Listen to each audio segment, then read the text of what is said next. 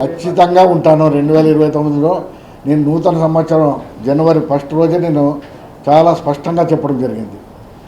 ఈ ఎన్నికల్లో ఈ సంస్థాగత ఎన్నికల నుంచి మా రాజకీయంగా ఎప్పుడు మేము ఉన్నాము, ఎప్పుడు ప్రజలకు దూరంగా లేము. మేము అధికారం ఉన్నంత మాత్రమే ప్రజలకు సేవ చేయాలనేటువంటి భావన కాదు.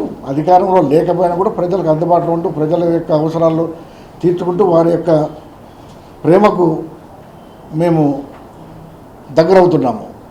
ఎప్పుడు మేము మమ్మల్ని ప్రజలు దూరం పెట్టలేదు, మేము ప్రజలతో దూరంగా లేము. ప్రజలతో మేము మమేకమే ఉన్నాం, ప్రతిరోజు ప్రజలతో కలుస్తున్నాము. ఖచ్చితంగా ఈ సంస్థాగత ఎన్నికల్లో కూడా, లోకల్ కార్పొరేషన్ ఎన్నికల్లో కూడా మా కుటుంబం ఖచ్చితంగా భాగస్వామ్యం అవుతుంది. ప్రజలతో మమేకమవుతాం, ప్రజలతో కలిసి వెళ్తాం, ఖచ్చితంగా నిలబడతాం కూడా ఎలక్షన్లో. కానీ చెప్తాను, సమయం వచ్చినప్పుడు చెప్తాను. నేను ఏ పార్టీ తరఫున నిలబడతానో, ఏ పార్టీ తరఫున చేస్తాననేది మీ అందరికి సమక్షంలో తెలియజేసే వస్తాం కదా. మీకు తెలియకుండా ఏం చేయం కదా. రాజకీయాల్లో ఉన్నాము. ఖచ్చితంగా మీకు మాకు ఉన్నటువంటి సంబంధం మామూలు భార్యాభర్తల సంఖ్యన ఎక్కువ సంబంధం మనకి మీకు.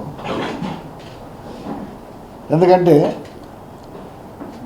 ప్రజలకు తెలియజేసేది వార్తలు. మీరు మీ ద్వారా మేమేం చేయగలుగుతున్నాం, ఏం జనసేనకి వెళ్తున్నాం అని చెప్తున్నారు. వైఎస్ఆర్ పార్టీ మా పార్టీలోకి వస్తారంటున్నారు, బీజేపీలోకి వస్తామంటున్నారు, చాలామంది సంప్రదిస్తున్నారు.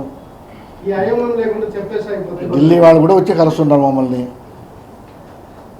మా అభిమానులకు చాలా క్లారిటీగా ఉన్నారు. మా అభిమానులు, మా కార్యకర్తలు కాదు, ప్రజలు చాలా స్పష్టంగా ఉన్నారు మా పైన, మా కుటుంబం పైన.